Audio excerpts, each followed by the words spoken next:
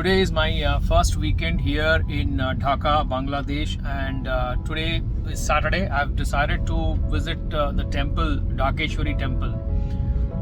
It is said that the name of the city Dhaka actually comes from this particular temple, Dhakeshwari temple. So there is quite a bit of history around this temple.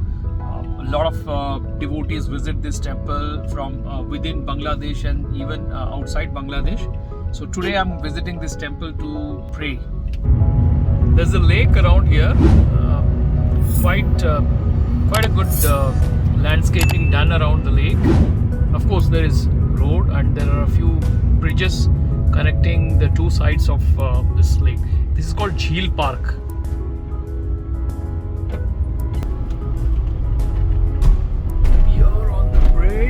And now, yeah, this is how the lake looks like.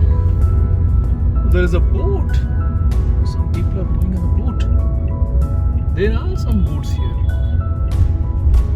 Though there are quite a few buildings, I mean, too many buildings around here, but there is a considerable amount of greenery also. So every building has some amount of space left, and then people have planted some trees, some plants over there. Dhaka has a humid weather. It's quite hot and humid. It keeps raining also every now and then. Gets cloudy. Not very cool, but yeah, it starts raining.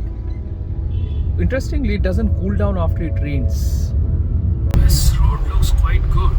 I'm coming here for the first time. Today being Saturday, part of the weekend, not much of a traffic, but otherwise most of the roads in Dhaka are usually chock-a-block with traffic. There are lots of cycle rickshaws here. I'm actually reminded of Noida in India, which has got cycle rickshaws even till today. Maybe there are so many other cities as well. And this part of Dhaka city looks like any other city in India. Shops around on either side, people busy with their daily chores, and some beggars here and there. Another unique characteristic of Dhaka city is the cables which are hanging all over throughout the city. Every nook and corner, every street has these cables hanging at the side of the road. In some places, very, very close. You can actually reach them and touch them. And these cables supposed to be, I think they are mostly for the cable TV connections. Now we are in a narrow lane. He is following the map to reach the Dhakeshwari Mandir. He seems to be having a bit of a confusion. Map nahi dikha raha hai. Not showing. Map not showing. Showing. Okay. This is the Durga Pandal at Dhakeshwari Temple in Dhaka.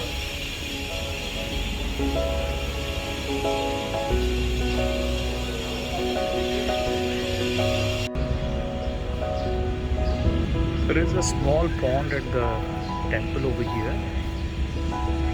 But I still need to figure out where exactly the entrance to the temple is. This is the temple complex. But I need to see where I think that's the main temple. That's the entrance.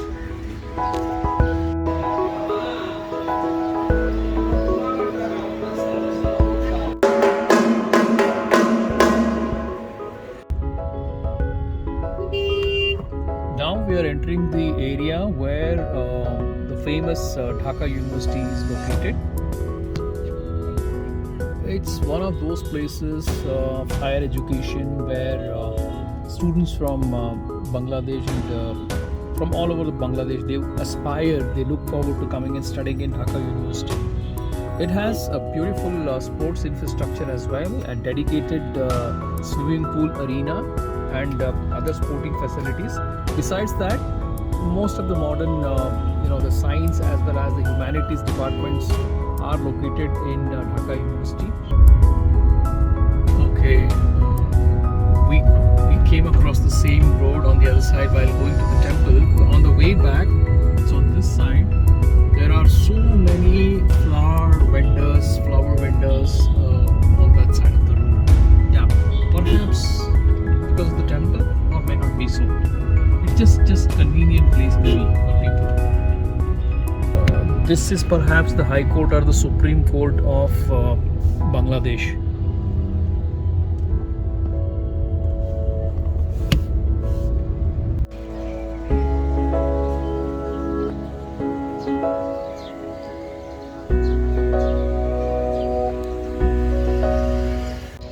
Today is Sunday, and I'm walking on the bank of Lake Gulshan.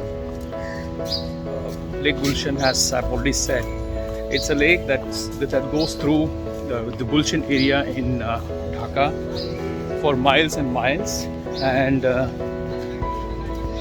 it's got buildings on either side, and there is a small walkway on one side of the lake, and on the other side there is actually a road, and it keeps changing depending on the landscape. In some places there is a road, in some places there is a walkway.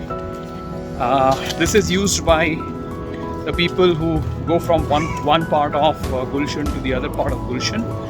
At the same time, there are also people like me who keep walking for exercise. There is quite a bit of greenery around the lake. There are trees, big as well as small, and there are also some vendors, small shopkeepers selling tea, maybe coffee, and a lot of people could be seen, especially in the evenings, having a sip of tea and a smoke.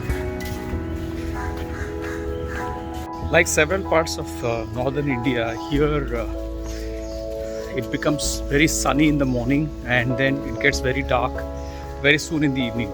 By 6 o'clock it's almost pitch dark, and by around 6:30, 6:45 there is sharp sun, bright and shining all over Dhaka and Bangladesh. It's interesting to note that since Bangladesh is surrounded by India on almost all sides except for the Bay of Bengal on one side, the time here is 30 minutes ahead of India. However, to the east as well as to the west, once one crosses the border, if they cross to east, which is the eastern part, which is the northeastern part of India, they get half an hour behind, and they get back into this, they probably get half an hour ahead. They get back into Bangladesh. However, once you start living here, you get used to the timing as well. Well, as the language of the land is Bangla or Bengali, everybody speaks Bengali, and very rarely any other language is spoken. Maybe in the offices, people who do white collar job, there is some amount of English spoken, but otherwise it's mostly Bengali. And the vendors on the street or in the vegetable market or any other market, they only speak Bengali.